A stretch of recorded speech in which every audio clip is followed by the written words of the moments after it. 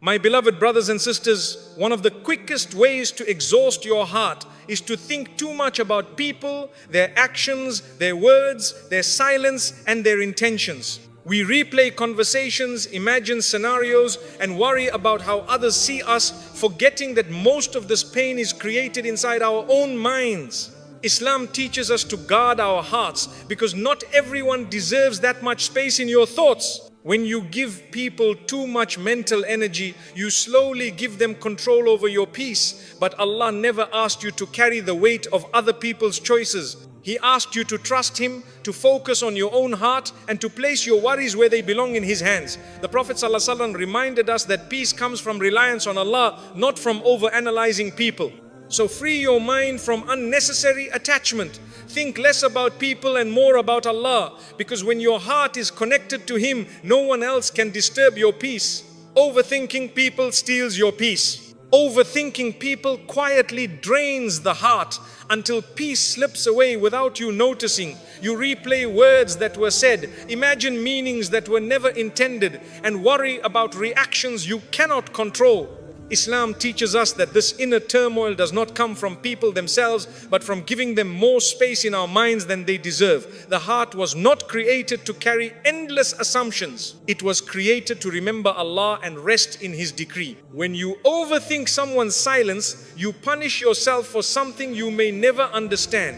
Silence does not always carry meaning, and not every unanswered message is rejection. The believer learns to stop filling gaps with fear. Allah knows the truth of every heart, and that knowledge is enough to calm yours. Peace begins when you stop trying to read what Allah did not ask you to read. Overthinking hands your peace to people without their permission or awareness. They go on living freely while your heart remains trapped in thought. This imbalance is harmful to the soul. Allah does not want you to suffer internally over external matters you cannot change. Letting go mentally is an act of self-mercy and obedience to Allah's wisdom. The mind becomes restless when it focuses too much on creation instead of the Creator. You begin to question your worth based on how others treat you. You measure your value by responses, attention, and behavior. But Islam reminds us that dignity comes from Allah alone. No human reaction can add to your worth or take it away.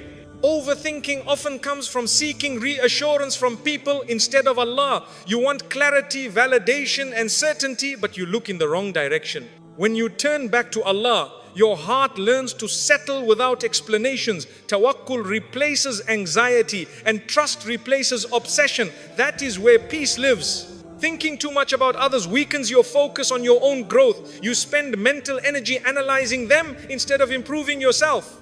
Allah calls us to reflect, but not to torture our hearts with endless assumptions. Reflection should lead you closer to Allah, not deeper into confusion about people.